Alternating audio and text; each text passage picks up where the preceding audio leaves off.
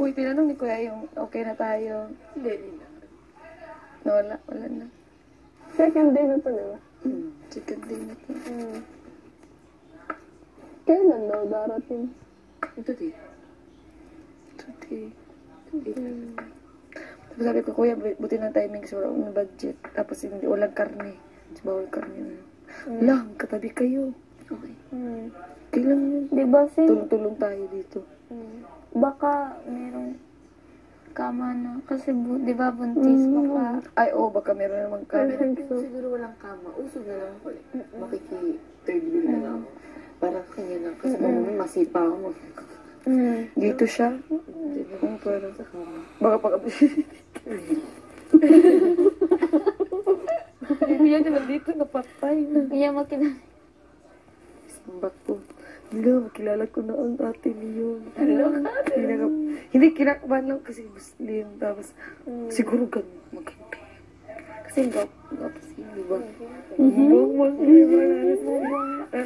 Ikaw ba, Ate Mai? Gusto mo ba yung lalaki?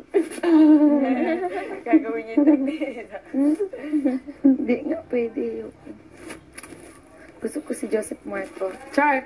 Enrique, Si Enrique na meron na siyang iba. Kamusta ni Cubes mo? Kids, papatulog. Kasi walang alam paano mag-ano, di ba? Nandiyan yung kids ko. Walang pwede gumalaw eh, no? Tuturo lang daw sila. Yung ano mo, technique mo rin na. Patay na. Yo, huwag ka kasing umiyak!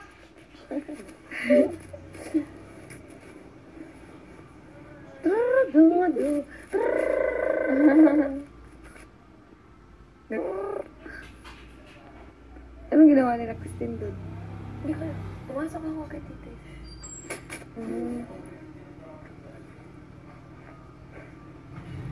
Pagtulos yung ano ba, para ka talagang anghel. Kasi baga din dito. Normal lang. Ano iniisip mo? May task ka, no? May task yan! Feel ko may task ka. Hindi. Hindi, wala ka. Legit, wala. Legit kasi hindi dapat malaman. Hindi wala. Kasi hindi na ako magtatabi. Kasi ganito. Siguro papatayin ko siya. Para makumpleto na yung task ko. Papatayin ko si Christine.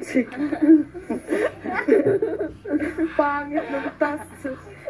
Papatayin na na purge. Uy, takot yung purge, no? Purge day. Ano, 12 hours, di ba yung patayan? Kusan ka